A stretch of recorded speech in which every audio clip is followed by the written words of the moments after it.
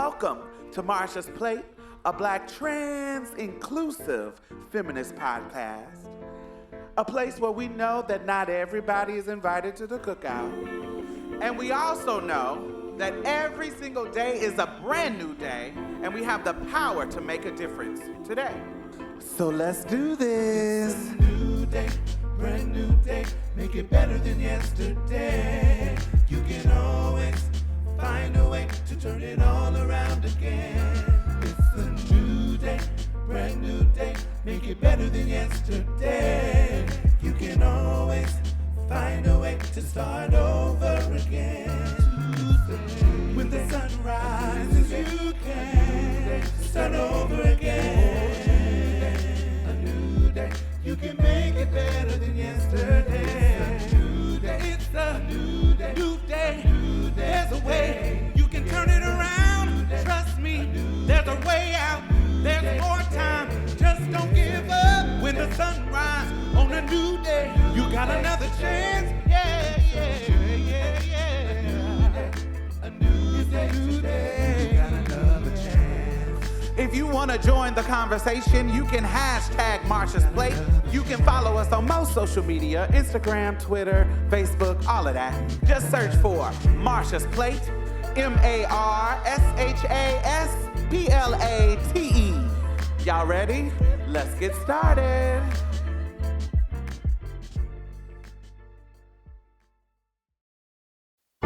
Welcome to Marsha's Plate, a Black trans-inclusive feminist podcast. A place where we know that not everybody is invited to the cookout. And we also know that every single day is a brand new day, and we have the power to make a difference today. So let's do this. It's a new day, brand new day, make it better than yesterday. You can always find a way to turn it all around again. It's a new day, brand new day, make it better than yesterday. You can always find a way to start over again. When the sun rises, you can start over again. A new day, you can make it better than yesterday. It's a new day, it's a new day, new day. There's a way, you can turn it around. Trust me, there's a way out. There's more time, just don't give up. When the sun rises on a new day, you got another chance. Yeah, yeah, yeah, yeah. A new day, you got another chance. If you want to join the conversation, you can hashtag Marsha's Plate. You can follow us on most social media, Instagram, Twitter, Facebook, all of that. Just search for Marsha's Plate, MARSHASPLATE. Y'all ready? Let's get started. Oh my God. Y'all look so good. All these trans folks. And What's going on? Hey. Okay. Period. So let me get the ladies in the room, or the women, whatever you prefer. Make some noise. Fellas, y'all all right? Non-binary folks, where y'all at? Hey! Allies, where y'all at? Come on. Oh my God. I love my beautiful people, Yeah. So, my name is Diamond Stylz, and we are Marsha's Plate. I am one of the three hosts here, and we want to kind of introduce ourselves just so y'all can know if you don't know who we are. So my government name is Diamond Collier, but I want you to call me Diamond Stylz. But I'm thinking about making motherfuckers call me Dr. Stylz, since the cisgender people is using fake doctors. Come on, Cheyenne Brian. And y'all better not ask me about no dissertation, because I'm gonna tell you that Doge erased it. And y'all gotta talk to Elon Musk. So, and if you look under your seats, we have a doctoral certificate under all y'all seats from her college. So, my name is Diamond Stylz. Thank you for joining us. How you doing? My name is LJ or Jay. and I'm one of the hosts of Marsha's Plate. I don't have trying to represent this trans masculine voice. But yeah, I'm gonna pass the brie. I don't have anything fancy to say about having a degree under your seat. Honey, it is your favorite puss. Yes, honey, she's here in the building. It's Bree Star, baby. The psychotic, semi-psychic, published psychologist, honey, actor, comedian, podcast host.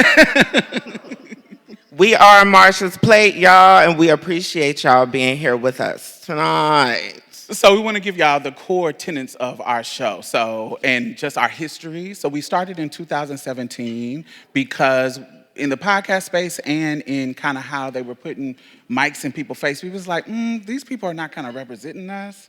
And so there was a lot of bathroom talk and not enough housing and healthcare talk. It was a lot of stuff that was going on that we just didn't rock with. And a lot of times the people who were getting the mic didn't really look like us. So we were like, we're in a time where we can start our own platform, and that's what I did. Originally, I had a couple on my show, Mia and Z. I love them. And they, in the process of us doing that, they helped us grow, and they built a relationship. So it was all spicy, and they had all kinds of tea going on in regards to their relationship, and it just made us an interesting podcast. And unfortunately, when Dave Chappelle did all of his kind of craziness, my co-host aligned with Dave Chappelle. And of course, y'all know, since we're a trans-led podcast, the audience was like, what the fuck you got going on? And so he didn't like the response, so he ended up leaving. And so, of course, he ended up convincing his bae to leave. So I had to recruit, and I recruited LJ, because we have been doing work in an organizing space for like 10 years. And then I seen this bright, young, loud mouth fairy puss on TikTok, and I was like, "Oh, will you be on the show?" I thought she was gonna say no, but then she said, "Hell yeah, Girl, why wouldn't I be here?" And just to let y'all know, ain't nothing happening between me and Jay. He says that I'm too crazy. He could never deal with me. So ain't no relationship developing over here. Just want y'all to be aware, honey. Shout out to the former co-host, honey. Okay. All right. Well, listen, we're going to keep it moving. So core areas of our show, like Diamond said, I'm into politics. I've been 20-plus year organizer, advocate, educator, trainer around queer and trans issues. Was a baby with some of y'all back in the day. And so I'm talking about politics. So we discuss political, social, and current issues of the day using an intersectional lens to bring diverse perspectives, education, and laughter. As you all know, race is gendered and gender is racialized. So we make sure that on our show, we're not censoring white-coded language. We're not censoring that. We're censoring us for ourselves, and we are enough. We're for us, by us, or FUBU show, providing edutainment, okay? Passive learning for also our cisgender allies, because we want folks to learn, and for community members, because we don't all know everything, and we all learn from each other every single week. Folks can tune into us to get our authentic perspectives and updates on current events, current state of affairs. And speaking of that, for the people that's from down south, can you raise your hands or make some noise? Okay, for the people that are from quote unquote red states, can you raise your hands and make some noise? Woo! Okay, okay. So I need everybody, but especially y'all, to take out your phones and make sure that you're registered. If you don't know you're registered, go to vote.org. But if you're from the red states, if you're from down south where they're trying to redo the situation with Jim Crow, you need to check your voter registration every single month, okay? Go to vote.org because they're trying to kick us off the rolls, y'all. Fact. All right? So we just want to make sure we remind y'all of that. We're going to remind you of it every single week anyway, because that's how, I'm a nerd. And, we got to we got the power, so we got to use it. Anyway, join us every week to hear us kiki, talk about this stuff, me be a nerd, and learn how to plug into the fight that puts black trans folks, learn how to plug in to get into the fight, which you are all here doing. We're networking and everything, because we know for us, black trans folks are in the bullseye of the situation. you know, that we're dealing with Project 2025 and all this kind of stuff.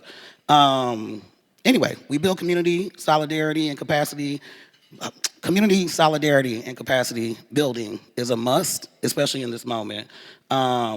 Also, we like to interview people and have a huge archive, which Diamond's gonna talk about that. But for folks who are organizing, you need volunteers, you have an event that's coming up, you're trying to fundraise, hit us up, okay? Definitely. Right. And you can email us at marshasplate@gmail.org. Yeah. Marsha's Plate Yeah. at gmail.com. Yeah. Yeah, Yes, I said keep ORG. Sorry about that. Keep in mind that amongst the three of us, there are hundreds of thousands of people who listen to us. So Yes. our voice is out there, and we want to use it to help the community. We want to amplify what you got going on. So please hit us up. Like I said, volunteers, you got events, fundraising, you name it. Please hit us up so we can spread the word. And we also do interviews and have a huge archive, and I'm gonna pass that on to Diamond to get into that. We would So love to talk to you. we are a digital repository for interviewing thought leaders in our community. I've been doing it since 2008, and I have tons of people. We got Miss Majors, we got T.S. Madison, we got even amazing leaders in this room that have been on the show, and I want to add even more people to the archive. And so I think in this time where people are erasing us and our stories, it is a beautiful thing to have us speak our truth from our own mouth, from the horse's mouth, as my grandmother would say. And so we love to do that, but that's not the only thing that we do. I know the most popular thing that we do is the podcast, but we also do gathering events. I took 12 women, cis and trans, to Hawaii, and we did a retreat and talked about our collective issues, and they have gone on to grow and do bigger and better things. When we talk about building, that's what I do. I also have been a part of multiple producing documentaries. One was intentionally erased, where I brought Black trans women with cisgender men to talk about toxic masculinity and violence against trans women and violence against women in general. And some of our featured girls in the documentaries are in the audience: Brianna McCree and Brianna Jenkins. Thank you for joining us. And also, I did a documentary with the Smithsonian, the African American Museum of History, where we discussed Black millennial spirituality, and me and Travell Anderson was featured guest on that. So we do a lot of stuff out here, and we want to make sure that we are a part of community, in community, and that they can't erase us, and we have that control to be able to tell our stories from our mouth. Honey, and that ain't all we do, baby. You also know that we do social commentary, and you should be very aware, because I tell a lot of y'all's damn business on our podcast. We discuss a lot of y'all's business on our podcast, but it's in the point of, or it's with the purpose of putting the mirror up to us, putting the mirror up to our community, and also with us being so vocal and so transparent with all of y'all. We feel like, some of y'all have led us to show as an example. Some of y'all have shown us an example of what not to do. But nonetheless, we still love y'all. And at the end of the day, building community isn't about everybody being perfect. It isn't about relationships being perfect. It's about loving each other through the imperfections. So yeah, we do social commentary. It's giving pop culture. It's giving media. It's giving the arts, baby. It's giving dating. It's giving current events. And yes, we do talk politics as well. I try to make a kiki out of it when Jay be nerding out on the politics. I be trying kiki because a lot of them are a kiki, just they toupees alone be a kiki bitch.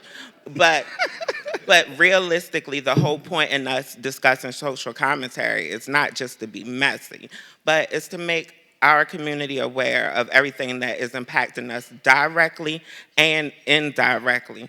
And sometimes those things can be a bit messy. And y'all know all the time I'm here for it.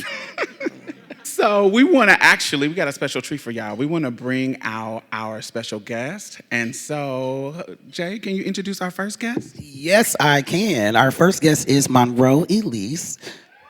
Hey. As you all know, Monroe Alise is a rising force in entertainment and culture, an actor, media personality, and influential voice, redefining visibility, authenticity, and impact. Known to many as I'm clockable queen. Period. Monroe has built a powerful digital legacy rooted in confidence, truth, and unapologetic self-expression, reaching more than 1.4 million viewers monthly across platforms. She has made her television debut on Starz P-Valley and continues to captivate audiences with her role on Showtime's The Chi. In 2025, she expanded her career with the her feature film debut in the Fighting to Be Me, the Dwayne Curry story. Beyond entertainment, Monroe is a powerful advocate and cultural voice. In 2016, she made history as one of the first transgender women to vocally perform at the White House during the Obama administration's transgender community briefing. Since then, she has taken stages across the country as a speaker, host, and storyteller, using her platform to shift narratives and connect audiences through authenticity, care, and community. Whether acting, creating, or speaking, Monroe Alise brings intention, elegance, and truth to every space she enters. Monroe Alise. Come on, girl.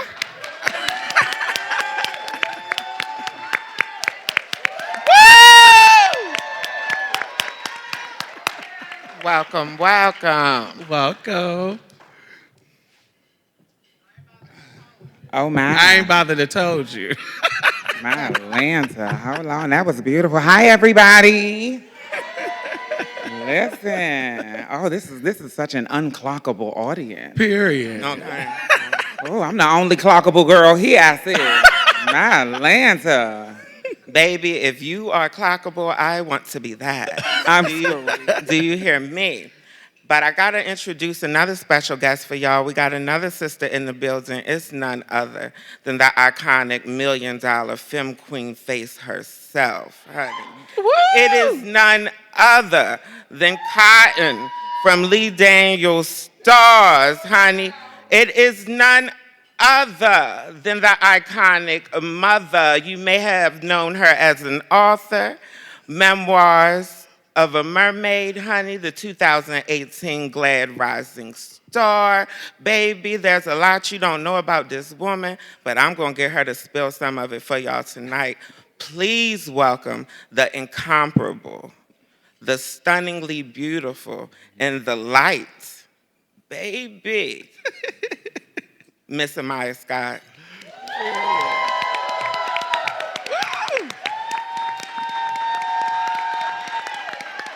Period. Welcome, sister. Welcome. Hey y'all, how we doing today? New Orleans in the house. Deep. Wait, we in the building?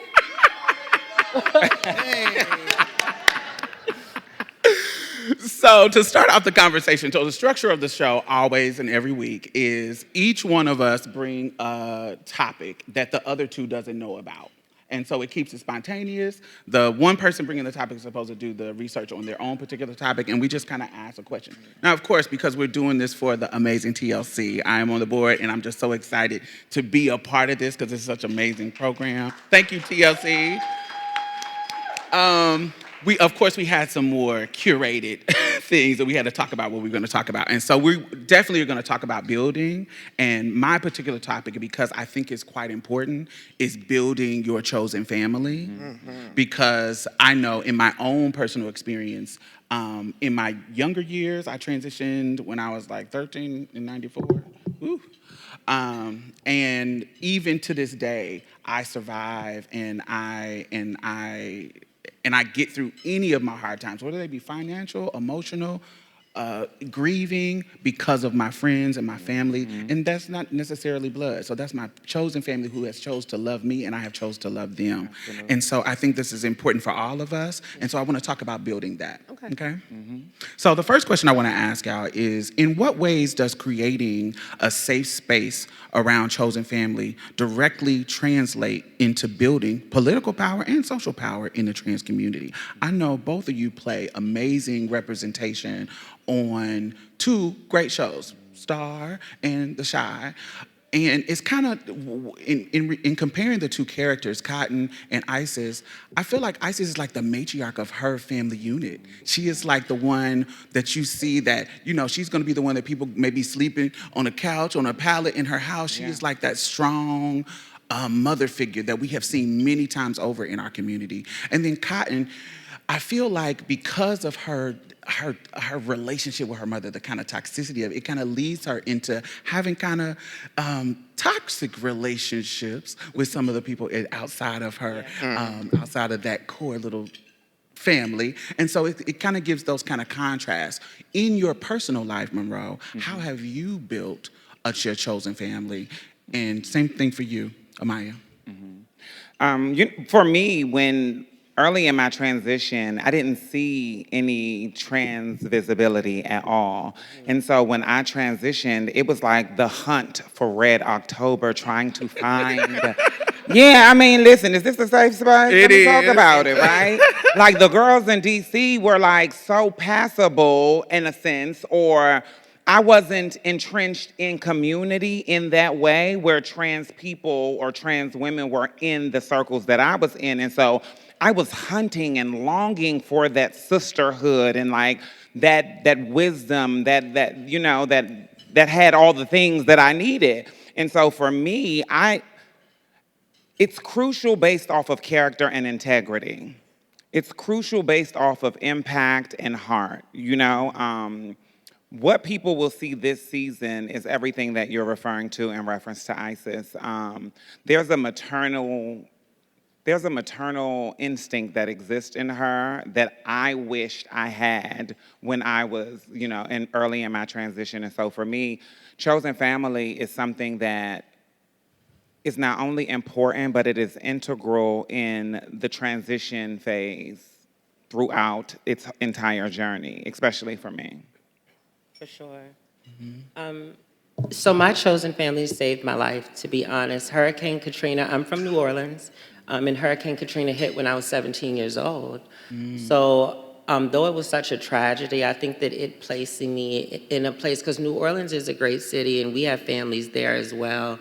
But I think being brought to Atlanta and being, introduced to the ballroom scene, like we were 17, Andre Mizrahi had to take us to Burlington to go get winter jackets. Do you understand what I'm saying? And I wanted to say that about him because that's so personal and that's so real. And if I'm 17, my friends are 15 or 16 or whatever, but my chosen family, they stepped up and they saved my life. That prepared me to transition, to have people that I can ask questions of, to have advice. And I had that in New Orleans, but I think with my age, it was just such the perfect timing at 17. Because what do they call it, 16 at war? We went through war, and then it was 17 and time to blossom. Yeah. So me being dropped in Atlanta with people who saw my vulnerabilities, who knew that they can step up. I mean, I want to say that again, that Andre Mizrahi brought me and my 3 friends to Burlington Coat Factory to get winter coats. That's a father. Yeah. Work, Andre. That's, chosen family. Absolutely. So, it's just such an integral part of, my life and who I am, and I have great parents. Both of my parents are still alive. My father and I, we had to get to where we got to, we did, thank God, but it wasn't always like that. So I say having that type of father figure in my life saved me while my dad was able to sort through what he needed to sort through. So it's just very important, I remember when I came to Houston, I was watching a panel, and one of our Houston icons, Alanis Narcissus, I think she's in the building. Alanis, can you say hi? I remember watching a panel with her being featured on it, and there was a lesbian girl talking about how her parents had kicked her out, and she didn't have anywhere to stay, and Alanis, the trans icon in our city, allowed her to come and stay at her house. And I know that story so many times in our journey, where it was us who was mothering or fathering and who was taking care of people that were thrown away. And even myself, I remember, and it's not always an older girl. I remember my mom relapsed and I was homeless and didn't know I was going to be homeless because I was staying with her going to school. And I had to move to Houston. Down low man, didn't want me to stay with him because his brother was staying with him and all kind of bullshit. And this girl found me on Black Planet, I'm aging myself, in the chat room. Trans girl. She was like, where you get your body done? I was like, oh, I went to Dr. Milena. I'm soft and, all that kind of stuff. And she was like, ooh, can you take me or tell me da-da-da-da? I was like, yeah, but I'm kind of going through something. I'm kind of homeless right now, girl. She was like, girl, come stay with me. I was like, oh, 19-year-old girl. Yeah. And let me stay with her and get on my feet for like a month. And of course, I put some ads up and got my own place. But that little girl put me in a place where I can survive. And that is what I know about community, and it was a blessing since then. What about y'all? How did y'all build community in your? I know you're from Madison. I know you're from Maryland. What about y'all? I'm from Madison. I'm from Milwaukee, Wisconsin. Oh, I'm sorry. It's not the same thing. DMV girl. Get it right, Tom. No, we're in Minnesota. He's Milwaukee. This is Milwaukee, right? No, this Minnesota. No, Minnesota. This Minnesota. Amiyah. Sister, y'all gotta excuse her. That's because she do all that traveling and whatnot and carrying on. The Midwest is not one big blob. Jet setting. We're in Minnesota, yeah. I love Minnesota. For me, honestly, finding community was similar to Maya's story, and anybody who knows my story know that I found trans people via ballroom. Until I'm from a little small town in Maryland. I'm not originally from Baltimore. I ran away to Baltimore as a teenager. I'm from a little small rural town. I am the first trans person to openly transition where I am from. Wow. And that's a big thing. That's visibility. Yeah. But to be honest, if it wasn't for the girls that I met in ballroom, I don't know if Bree Star would honestly ever exist, because in the life that I led, trans people weren't a thing. It wasn't an option. I just thought I'd be a drag queen forever or genderqueer forever or whatever. I didn't know that I could actually transition and accept my womanhood. And it wasn't until I met some of the legendary and iconic femme queens in the scene, and they essentially pulled me aside and they was like, girl, you one of us, Miss Thing. I don't know whether you realize it or not, but ain't shit butch about you to be calling yourself a butch queen, bitch. But that's how my journey began. What about you, Jay? I feel I had a couple iterations. I came out in high school as gay, like a lesbian kind of ish, and that's kind of was like my introduction to chosen family. And it definitely was, me kind of sneaking into gay bars, and there was this group called Gay Youth Milwaukee at the time. And this is like before, like right before, kind of 4 or 5 years before you start seeing GSAs, right? And Project Q or Project this and Project out here in the Twin Cities. I remember when that started. And so, we were just hanging out, going to the bars, but my mom wasn't really accepting, and those folks took care of me, some of my peers and some of those folks who were older. When I got to Madison, Diamonds, I did live in Madison most of my 20s, so I guess I'm kind of from Madison. I was involved in a lot of student organizing around queer stuff, access to education, and Kiera Johnson is one of the first people I met that was like, you could be a lesbian and like have a job. You can be out. You can be queer and out. Because I didn't see that back home. What I saw back home is if you were out, you were suffering consequences. You were not going to have certain kinds of opportunities. And then I saw people who were not out and making good money or, being able to thrive in their careers or whatever, but they were miserable, like stressed out all the time.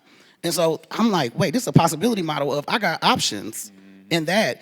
And so at that young age, I had chosen family of other queer people, not too many trans folks. But then when I started to come out as trans, I started to find more community. Ran into Brand is here. Brand, Imani Henry, LL. I went to that Center for Lesbian and Gay Studies conference. I was for my job, doing the gay work my mom didn't want me to do. Come on, gay work. And those folks accepted me. It was the first time I got to be around like trans masculine people for like a week. I was like, wow, wow. I think I'm this I was thinking, I'm kind of like, oh no, I'm comfortable.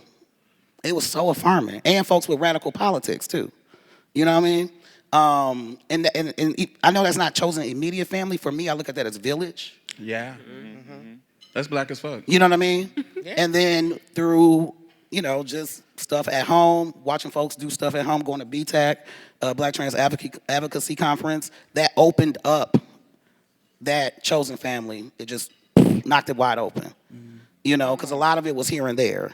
AJ, Van, out in Baltimore, the work that it created a solid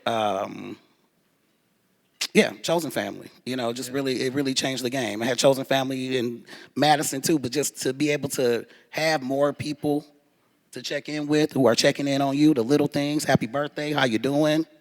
That goes a long way, because a lot of us live, even though we are in community or may have chosen family, a lot of us still are kind of isolated.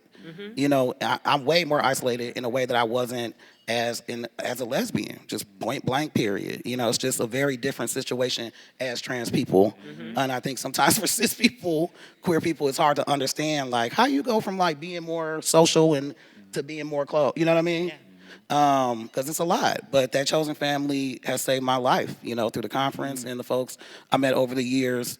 For me, through doing work around queer and trans advocacy, that's what allowed me to, from my early 20s, to like find community and build through that. But after I transitioned, it was a very different situation. And so I'm very grateful that I was able to expand that. That chosen family was able to expand.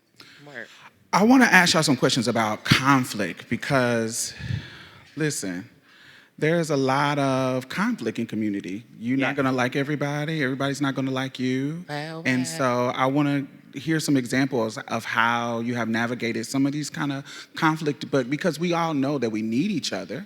We know that we need each other. Now, I ain't got to like you. I ain't got to be besties with you. But we might need to be on the Capitol steps at the same time. No, not might. We need we got need work to to be. do. Yes. Right. So we might need to be on the Capitol steps. We might, we will need to organize together. So how have y'all navigated some of the conflicts in your community family? Well, I'm all about conflict. Come on. I mean, I am, and not in a bad way at all and not aggressively, but I think, and I'm going to tie it into how sometimes kind of us brushing things under the rug becomes a problem, Here, I'm about addressing things. I'm about, sometimes, like you said, we're going to have to come together to do something for the greater good, and I'm all for that, but I'm not just going to let shit slide. That's not how I am. Come on. Here, if I have a problem, we're going to talk about it. We can address it. We can try, because there's also another alternative. Because I think what people forget, as far as I go and speaking for myself, I'm willing to die about it, and I mean my life. You understand? We're not going to compromise or talk about it. You should stand strongly in the things that you feel, or you won't stand for anything. So that's the thing. You don't have to just jump off the edge, and make problems. But I think that standing strong in what you believe in and who you are, no, I'm not going to compromise me. And when I say me, that's the things that I stand for, my family, things that I value, things that are important to me. That's going to be you or me. And I don't think that it's as far as in our community, but I think that that's just, like a life type of vibe, because that's how everyone else is playing the game. And I think that that's what I want to say. It's not that I'm that way because I want to be, but I'm that way because you either win or you lose. You understand? And they talk about the rules after the fact. Come on, Amiyah. Yes, I completely agree.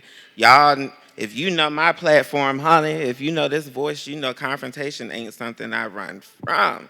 If anything, I run to it, and sometimes I start it.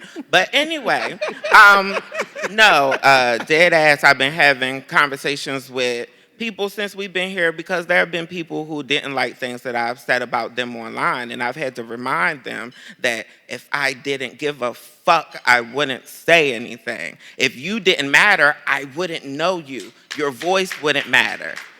Something that I need our community to understand is that we are not just pretty faces. And anybody who has been at this conference for more than a day knows the power in just the personality of the average trans person alone. And I speak so boldly to us and to my community because I want the best for us. And I also want y'all to realize y'all power. If you made me feel some way, I'm not the only person that felt that way. So to piggyback off of what Amiyah said, conflict, I enjoy it a bit, but honestly, it's to empower. It's not to break down. And that's a balance that I think we all have to learn when confronting each other. But can I throw something in? I'm so sorry, but I know we were connected. Here, I want to say it's because our resources are also limited, because I felt like this was what's the word? You know what I mean? Kind of like a community question. It's like, no, I don't want to have conflicts with my sisters. I think that I'm hostile overall because it's not enough for us. It's not enough just for us. I was talking to my sister earlier because, we're actresses, and I say there are very prominent Black actresses who are talking about the differences in pay and in fairness and things that they go through. These are prominent Black cis women in Hollywood. So how critical do you and I were speaking of it, how critical do you think that it is for a trans woman if Viola Davis can get online and say that she's treated unfairly? Well, girl, shit. Do I, you know what I'm saying? Do I stand a chance? So I say that to say I think that the conflict partly comes from there aren't enough resources, and sometimes we turn on each other when we need to turn to the bigger problem. Who is rationing this shit out? You understand what I mean? Absolutely. I think for me, it's not even necessarily, when I think of like conflict or confrontation, like when it comes to me and my siblings, my chosen family, and community, period, it's about unpacking the issue. Like, let's get to the root of it. And how I handle it is I pick up the phone and call the person if we are connected in that way. And if we are not, then I speak to if it compels me so much, I'll call someone that knows you and try to have that personal conversation with you, because I think it does a disservice to us in our movements, as many and micro as they are. We all have all have one common goal to get to liberation. And I think it is a disservice to have these multiple major attacks on each other on social media specifically. And so for me, amen, is the church all in attendance for that? They in the building. Okay. And so I think that the way that let me just me, because I'm only going to talk about me. I handle it by picking up the phone and calling and getting, and because it's a difference, because, it's one thing to talk to a person over the phone or social media or a DM, because I don't know what the spirit of DMs is, where there's this aggression in tonality. Do you know that the English language is the only language that can be misinterpreted via text? Because a hello can be real aggressive if you know that person and you don't like that person, right? But it's a difference when you sit in front of somebody and y'all have a conversation in love. Right? Like, hey, let me talk to you. And then we have this thing in culture, because I'm here now in community, where we feel like we got to hold somebody accountable. But if I don't even value your opinion, you can't hold me accountable.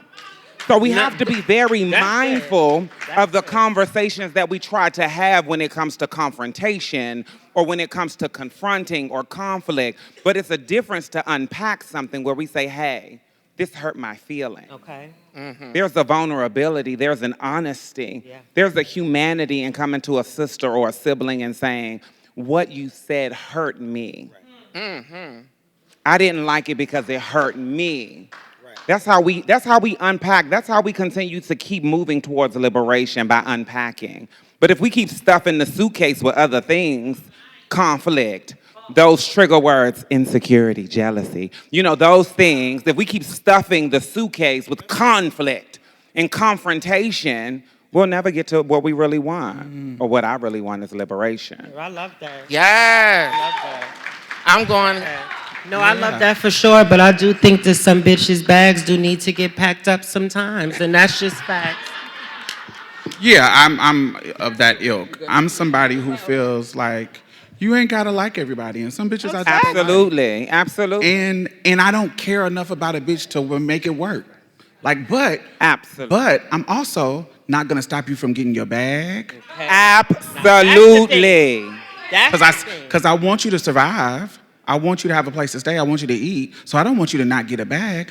But I don't need to be fucking hobnobbing and kissing your ass and da da da da. Absolutely. We don't fuck with each other, so we just don't fuck with each other. Bitch, You are not invited to And so it's nothing to work out. Fuck all that sister shit. You're not my sister. Not Yeah, every we not bitch is my sisters. sister. I We think don't my like sister each other. is something so valuable. We could be friends. We could be on the same journey. We can respect each other as human beings. But I Yeah. think, and sometimes when I mention it, bitches be like, but it's like it's not a bad thing. But no, I'm an only child, so I Yeah. take calling people my sisters very seriously. My sister is someone who checks in on me, who loves me, who nurtures me, who doesn't just benefit, who builds me up. Absolutely. Everyone is not my sister, and that's okay. And that's what makes Absolutely. sisterhood so valuable to me. Absolutely. Absolutely. Love that. And that is what we need to normalize, right? Like, just because I don't like you does not mean that I don't want you to survive. Does not mean that I don't want you to eat. Does not. You're just not invited to Thanksgiving, right? that's okay. But everybody in the movement matters. Everybody in the movement is important. We all have our own ways of activism and showing up and advocating for ourselves and others. And that is okay too. But everybody don't gotta be invited to our personal cookout. So I want to say this because misogyny will have people believe that it's just the women that having the issue. Oh, not at all. But the men have it too. And so I want to Yo. hear from you, Jay, about how the men, because I get a lot of calls from the men. Now, they're not as vocal as us, but I get a lot of calls where I'm having to mediate conflict between the guys. And so how have you seen conflict being resolved in community, in your side of the aisle? I've seen different models, right, especially more recently, right, because there's more, coming out of this era where there was just like a lot more money in the room, a lot more, this wasn't, whatever. We all know what we've been dealing with. I've seen people get eaten alive, which doesn't make sense to me, to your point. But I've also seen, which was refreshing, situations where, like you said, where it's like, I do my thing. We kind of went for tit for tat online, but here's some tickets to the event for your people, and here's the da-da-da-da for your people. And that's what I've seen. Now, I'm not getting those phone calls, like to be 1,000, I'm not getting those phone calls like that. But I do check in with people. But yeah, no, I do, I see conflict, but I also see people kind of just more in the spirit of just like, look, we're going to do our thing. Like, I might have this beef with you because there's not a lot of resources or services for transmasculine people, specifically black transmasculine people. It's just not there. You know what I mean? So it's just not there. So it's like, depending on where you live, if you live in a place where there's a lot of stuff, like Atlanta, that might look different. If you live in Milwaukee, where there's not a lot of funding for anything, folks are like, we just gonna work together. We're gonna work through this. If you live, so if you're living rural, suburban, urban, it really just, in my experience and just observation, those dynamics also factor in how people respond to conflict. And I'm not saying people don't get messy in rural areas or anything or whatever, but those tend to factor in my observation. Yeah, because I was really heartened to see this situation, particularly back home, where you had two amazing things happening, and these folks were having this conflict, and they kind of just set that shit down because they were like, we out here dying. So, let's go to the kink thing and let's go to the organizing thing and we will figure that out because the other people that ain't got shit to do with this are going to benefit from that and it's going to keep somebody alive. So, I appreciate that. But, again, I don't know, what I've observed in places where there's a lot more money floating around, people tend to be a lot more messy. And unfortunately, that means the community, usually that means there's more community members there. So that means those community members aren't getting what they need. And that's a fucking problem. Yeah. So I'm glad that we're having this conversation and that you have this question because it's like, we all we got. We can't be tearing each other apart, especially in this conversation, the situation we're in currently. But yeah, those have been some of my my observations.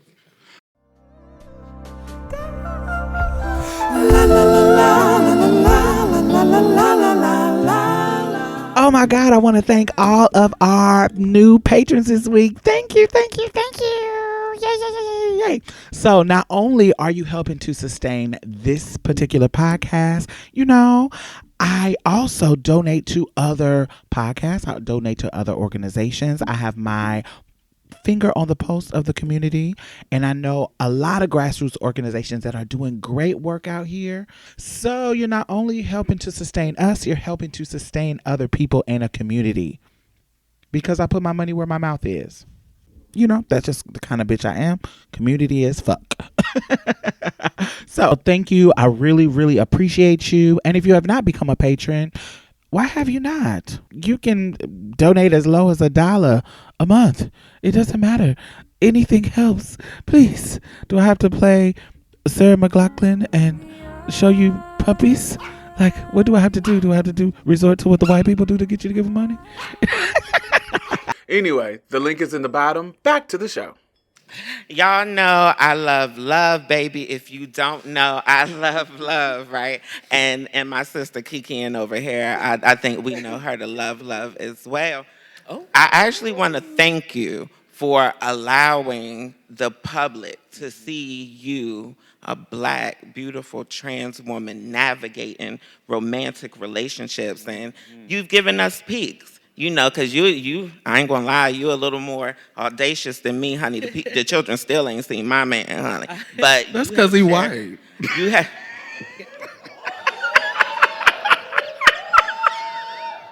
Jay, no, you're not gonna leave the stage. Jay said that he don't want no. That ain't got nothing to do with this question, Dominic. Oh, he is white.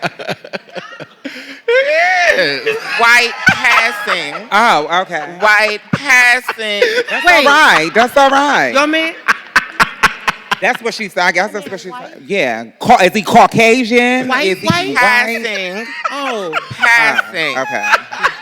Because there's a difference. We not gonna do this because we got some white siblings that's in the audience right now, honey. No, we learn. You know how the most wokest people be with white partners. And do. Sister, I support you. Let's unpack that. I support you. Well, baby, I can give y'all a little hint on maybe why I attract and get along with a half white man, baby. And that's because I'm very dominant and I like my men very submissive. Wait, sister. Yeah. Sister. Yeah. Yeah. And for me personally, it's just been a bit easier to find people who are less melanated, who are willing to be submissive to me. Amen. But that's just my experience. But I want to ask y'all about y'all experience. Okay. You first, Amiyah. Okay. Take the You was light about off. to take it there, girl. I had to. No, take the I had light to off. LaToya Jackson us, bitch. Come on now, really? No, really sister, bad. take the light off of Okay. us, honey. I want you to tell us what has inspired you to share your romantic journey, Okay. and do you feel empowered in sharing? Well, yes. One, I definitely feel empowered, but I've been like that from the beginning. People who have followed my stories, my love life has been very public and very open, with a lot of scrutiny. But I say that to say, because I think that people don't think that trans people deserve love, and obviously we do. So that is why I so blatantly go against what they say is acceptable for us. Here, I'm gonna tell you something, and it's really gonna, to me, it kind of explains how it goes. I've dated, here respectfully, because my fiance is in the building, but we're adults. Here, I've dated men who identify as straight. And they, I say the public or scrutiny by me being public has tried to insinuate that he was gay or kind of go that angle. Here, I've dated men who identify as gay. And then they say, well, why are you dating a gay man if you're a woman? So when I dated my last man, I wasn't. But now so I say that to say now my fiance is a masculine woman. And they still have something to say. So you want to know what dawned on me? They don't think that us as trans people are deserving of love. So it don't matter. You understand? So it doesn't matter who you date. Take it from someone who has dated everyone. Not everyone, but every, Bitch, I dipped into the different little pools here and there, okay? You dabble. And the trick is that I'm telling you is stop trying to satisfy them because they don't want you loved. They don't think that you're deserving of love. So that's what makes me, one, can't nobody stop me. Though my parents and I had issues, my father specifically, my mom has always been my best friend. But though we had issues with acceptance, I still do come from a family of love. So I wasn't out there looking for that or validation. I wanted to have a partner. I wanted to grow old with somebody. I hate how, as a trans person, they try to, but that's what we're breaking out of, to limit us to that box where you should be satisfied with this, with nothing, with the bare minimum. I just explained to you how they don't want us to be loved. Fuck them. Yeah. Love who you love, want who you want, because who is gonna stop you? You understand? I think that that's why I've been so open and so comfortable with my fails and mishaps. Girl, it's been a lot of tea. You know, my ex deleted my Instagram at 500,000. It was a lot of stuff going on publicly. But I say that all those trials and those tribulations, it showed that we deserve the same grace. Can I just say, think about it. We don't get to, not all of us get to go to prom, get to have our, you know what I mean, first kisses on the schoolyard. We don't get those fundamental things that we need to grow in love. So then when we do finally get the strength or the courage later on in life to do it, it's like we've already kind of unfortunately missed a lot of the things that help us to navigate love. That's why I do it so blatantly and so openly, because I deserve the same experience. I deserve the same. I want the same thing them bitches is getting. You understand? Yeah. We're no different. Yeah. Okay. So that's why. Okay, I love to hear it, and I agree with you wholeheartedly. Now, Monroe, we have had conversations publicly and privately, and we have talked about love. Yeah. So, quick question to you. Do you feel in your experience that love has been more empowering or draining? Love is the thing, you know. I always feel like love conquers all. I'm a lover girl, so no matter, I could have had my heart broke yesterday, and I'm still gonna be like, love is beautiful, love is love, right? But I always think love, healthy love, functioning, unconditional, no strings attached. That type of love is always healing. That type of love is always empowering. Yeah. Okay. I think. Okay. I like a little string attached something. Well, that's how we then define the type of love and relationships that we're in, right? In 2020. We're going to have to connect that string a little bit. No, Oh, baby, we know you getting ready to tie the knot, girl. You talk about strings, honey. The strings is getting tied. But can I just say, though, we didn't even plan our leopard. You see I how the know. sisterhood goes? That was hilarious. That is so hilarious. Yes. Divine connection. Absolutely. Divine It's real. So I also think that for me, I've been married, I've been divorced.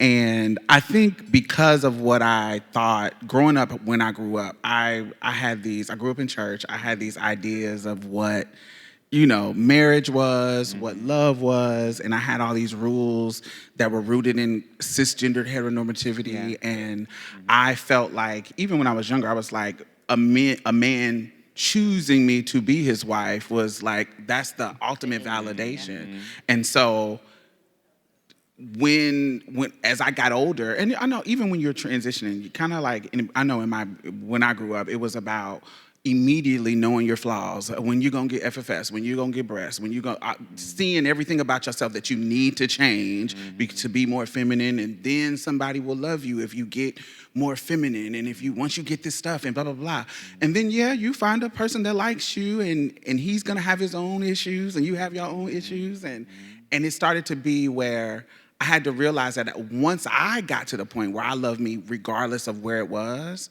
then I was able to not have the rules on him, not have the rules on another person. And that is when I started to have more healthy relationships, because we can just be ourselves instead of you have to be this tall, masculine, cisgender man, because that's the most validating thing to my own identity, when that was all just based on me trying to prove something to the world when I was younger. And now that I'm older and I am comfortable in myself, now I feel like I'm in a place where I can love in a healthy way. But in my younger years, in my 20s, I didn't feel like I could have did that. I could perform it, but I don't feel like I could have did it in a deep way because I wasn't ready for it even in myself. I got a question for you to piggyback off of that. Do you think it's possible for trans people to be in healthy love publicly? Yes. Absolutely. Yes, because who's gonna Absolutely. stop you? First of all, I think we care too much about like who is the relationship police. And I do understand what you're saying because I go through it. There will be criticism, but why should that criticism dictate your love? I just told you they don't want you to feel love. They don't think that you deserve love. Do it anyway. They're not going to encourage it. That is the thing. I told my boo when we first got together, here I said, you'll see a lot of things, they'll say a lot of things, but as long as we're here, then we're here. And now whatever comes our way, it's like, whatever, you know, because you know what you're working against. You as a trans person, they do not think that we deserve love. They do not think that we deserve to be here, and they can't fucking stop us. This is my world too, right? Yeah, absolutely. As Octavia said. So that's what I'm saying. Why does that matter? Why does that dictate what you want or what you deserve? Girl, you go out there and you go find a man, a woman, or whatever, because the options are endless. We'll get to that later. Okay. But you find you someone who loves you. Baby, they complain about everything. And we've already, just by us living in this world, how we are, we've already got to the point where we know how to be against the grain and be comfortable. Absolutely. So when I come with whatever love that I bring to the table, it is what it is. We know how to stand firm in what we believe in ourselves. And so of course we can do that with somebody that we love. And I think that that's the thing, right? Because we have to do it. We've been like forced into this loving ourselves or being courageous or bold enough. And then our partners, especially if they are cisgender, they have to then experience a difference from what they grew up seeing, right, when they come to us. And I think sometimes shielding, because I don't share whom I'm dating, you know what I'm saying? Y'all may get a book and a chapter, but y'all don't, get no picture or nothing like that. But that's because I'm still watering what the possibility could be. You know what I'm saying? Because we as trans individuals, let me just talk about me.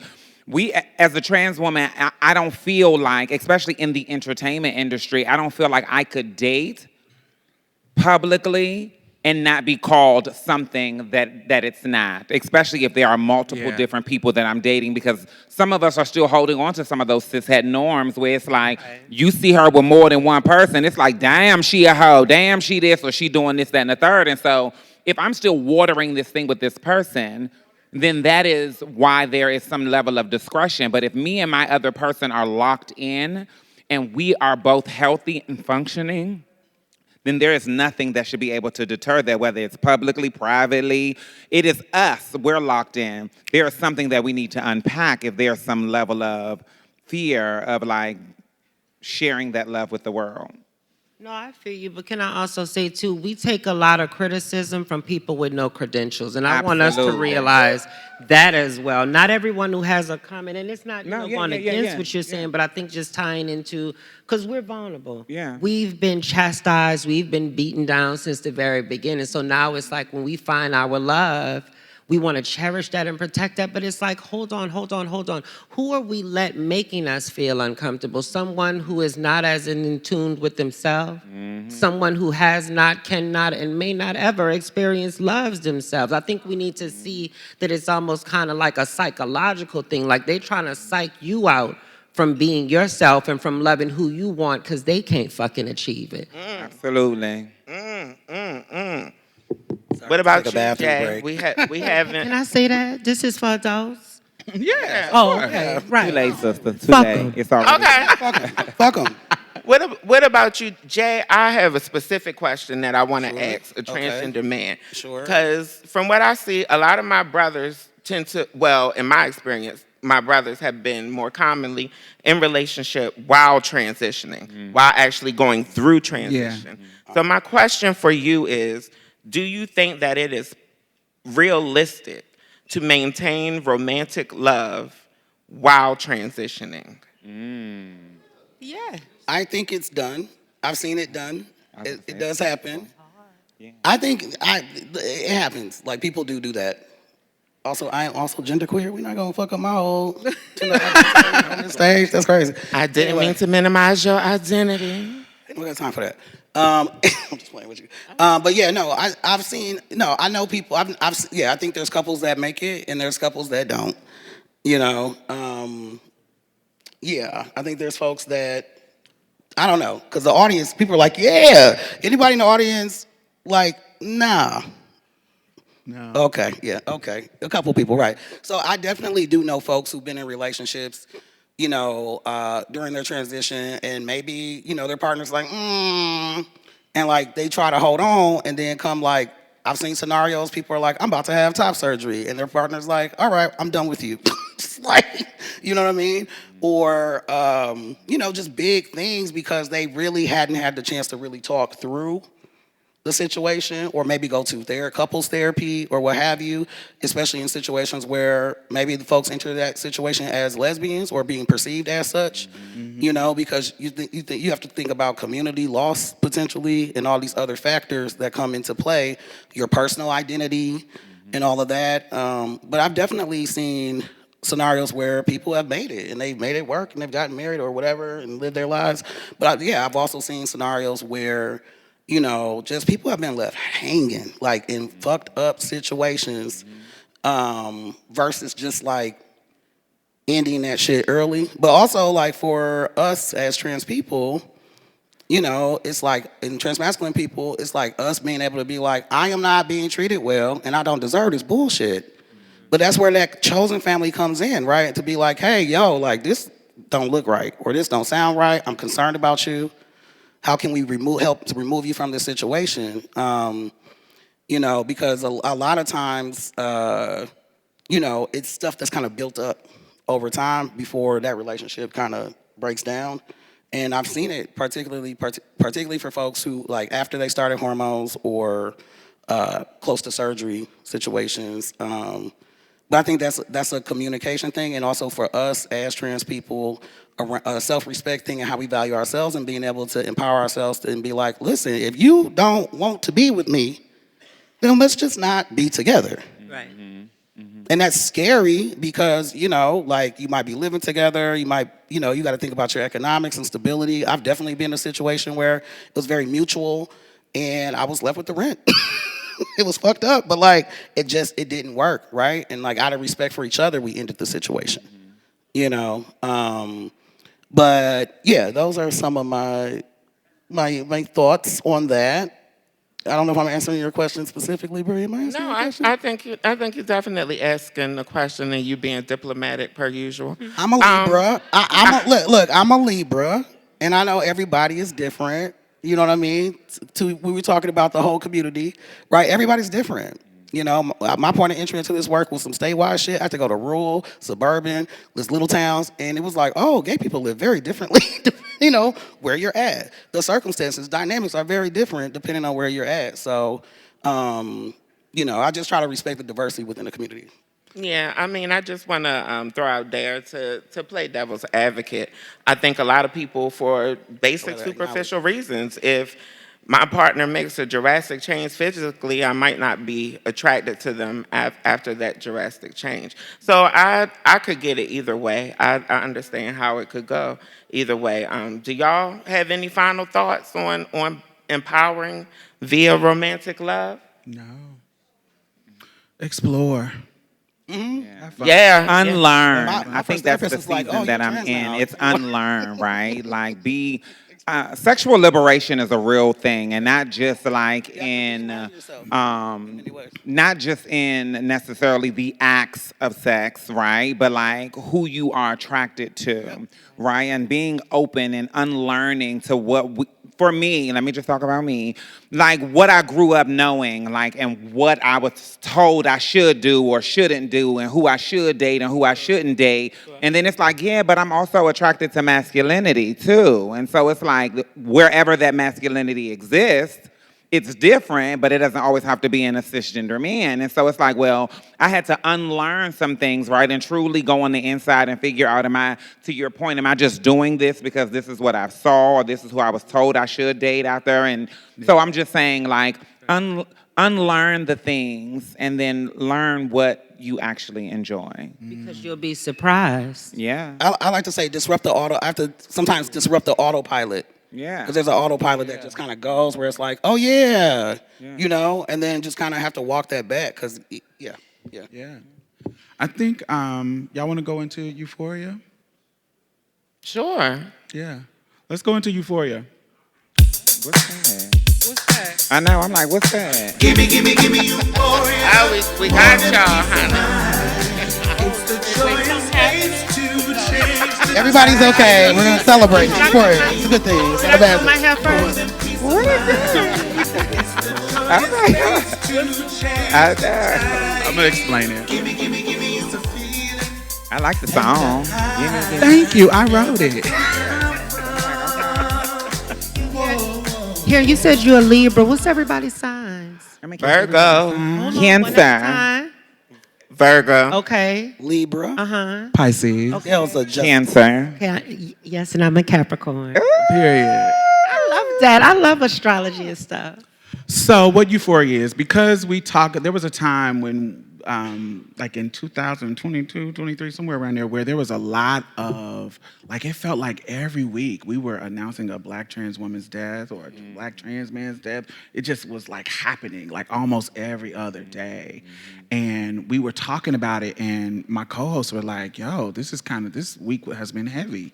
And so what we decided them years ago was that every end of the show, instead of ending it just with that sadness heavy, we talk about what has brought us euphoria this week. Yeah. Instead of, of course, with trans people, it's always gender dysphoria. So what has been bringing us euphoria this week? So whatever, it could be something mundane, it could be something big, it can be something, whatever, just a small thing that you can briefly say that brought you euphoria this week and why. Well, I don't know if this may sound like a plug, but it is. This Friday, the final series of The Shy premieres, and I'm excited for you all to see the work. It's going to be so amazing, and so that has been bringing me so much euphoria that Black trans visibility and representation continues, and not in a way that they are capitalizing on our pride or our pain, but there is a real storyline, there is depth, there is nuance, and you'll get to see Isis really show up and manifest in a whole way. And so I'm excited about that. That brings me euphoria. Come on. I Your love euphoria that. is bringing us euphoria. Yeah. What about you, Amiyah? What's bringing you euphoria? I mean, Lord, because I don't want to say that everything does, but I think recently everything does. I think that I'm finally settling into just my happiness. Like I took some time. I mean, people who keep up with me may know in the last, I'll say about 3 years tops, but I've just been kind of elusive. And I think that that's me choosing my happiness, choosing the things that I control. You know what I mean? And that has made me more happy than anything I've ever done. And I've done a lot of shit, but I think that it's when you're in control, when you don't have to beg or plead or to sell yourself, or you understand what I'm saying? I feel like a lot of times we are constantly trying to prove that we are good enough or we can do something. And I don't want to make it like a trans thing, but I know that you all know what I'm speaking of. Like we have to work twice as hard to make ourselves seem adequate. What has brought me euphoria is controlling my own life and my own happiness. Mm-hmm. I live for it. All right, co-host, what has been bringing y'all euphoria this week? Wait, and I just got engaged too. Let's pick Period. Come on. Yes, my boo's somewhere around here. I'm not going to embarrass her, but I mean that. I just want to say sometimes what you want is not what you think that you need. And I learned that firsthand, so that's why I'm so vocal about it. I will never diminish anyone or say men are trash or anything like that. But as someone... They do be trash, though. But no, in all seriousness, I think that I met someone who went against completely everything that I thought that I wanted, and that's what makes it so beautiful because they winded up being exactly what I need. I love that. Shout out to B. Love it. That. Well, honey, I'm sorry, but my euphoria ain't as inspiring as either one of these ladies had broke down. Baby, my euphoria, have y'all heard of Naked Attraction? The TV show, the dating show? that airs in every other country besides the United States, airs in every other first world country besides the United States. Honey, they get naked. You meet your potential date naked. You pick it. The genitals is what you see first. And yes, there is very much queer and trans representation on this show. Yes, there are trans people showing and exposing and liberating themselves through this TV show. Honey, I mean, secretly, that's the real reason I watch it, to see the trans people. I was about to say, so that give you euphoria? Yes, in multiple places. Sister, I'm on to you. I'm on to you, sister. I'm on to you. You've been exposed. Yeah, well, let's get off of me. Jay, what's bringing you euphoria?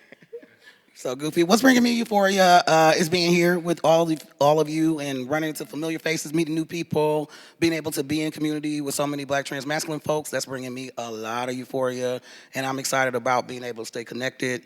That brings me a lot of euphoria because this is amazing. Just like this whole situation is just bringing me love and euphoria. Absolutely. So, yeah. Yeah. Oh my God. Yeah. We save lives, okay? Who knows? There's Trans probably people some people are in this visible. audience being saved by this conference. Well, I'm being Need a saved little by the TV conference. show or That's something. what I'm This was saying. really good vibes, right? Y'all loved it too. Like, For sure. filling the well. Let's go for pitch when we some leave, shit. You know? This is, bitch, I like this. So for me, I think of course, I'm gonna piggyback off of that. Just being in this space and being in the room with so many icons that I know, like it's so many of y'all that I know firsthand the work that you do. I see it. I'm proud of you. And sometimes we're running around and doing the show, doing the stuff, but I want you to know that I see you. I love what you're doing. You were invited to this invite-only space because you are doing the work. That's why you are here. So revel in that. And I'm just telling you, I'm reveling in just seeing y'all here and being a part of this. And I love that I am a part of the org that cares about our community enough to build a space like this. TLC has made me so proud to be a part of their board, and the team, and just seeing how y'all work and how dedicated y'all are to centering trans people's needs and stepping up, because we could have easily been like some org and kind of got scared and divested and blah, blah, blah, blah, blah, or just kind of went into neutral status. But just to have an org that says, no, we're going to fight. Fuck this shit. No, this is what we do. This is the time to prove who you are. And I'm proud to be in that. And it makes me love my community anymore, and it gives me even more, and it gives me euphoria. Thank you. So make sure y'all follow Marsha's Plate. Yes. On all platforms. That's Marsha as in like Marsha P. Johnson. Mm-hmm. Marsha's Plate as in plate of food. Honey, MARSHASPLAT. Yes. Period. And before we announce, we got one announcement. I want you to let them know where they can find you, Monroe. Sure. You can go to MonroeAlise.com, or you can go to Instagram at Monroe Alise P on all social platforms. Yeah. And Friday, you can find me on Paramount Plus. Period. And on Showtime. I love that. And what about you, Amiyah? They don't need to find me. No, so all my social media is King Amiyah Scott. That is Twitter, that's Instagram. Star is still streaming on Disney Plus and Hulu. Yes, God. And yes, God. Yeah. Yeah, you might find a bitch on Better Homes and Gardens. Okay, Period. I told you I'm trying to transition. Just pray for me. So, Drag Me to Liberation is open to all attendees, and it's going to start at 7:45 p.m., and it's going to be at the Lush Lounge Theater, and there is going to be a bus to pick you up at between 6:30 and 7, mm-hmm. And so make sure y'all are ready. Thank y'all for joining us. And we going. My sister we'll be dragging there me out. Look, I knew you was going. Cheetah Girls coming out tonight. Baby, you gon' wanna be there, don't we? We need one more member, she said. So if you have your leopard on in the audience and in your bag, got the cheetah. Come on out, all right? Come on, Bree. Come on, Brianna. Brianna's Raven. Raven, you know Raven didn't want to be in the group like that. Thank you so much for having me. Can I say that to you? Thank y'all. Thank y'all for joining us. Thank you to the audience, to everyone taking the time out. We really appreciate it. Yes, thank you. No, y'all have been incredible additions to the show. Thank y'all. Thank you. Thank you. We love y'all.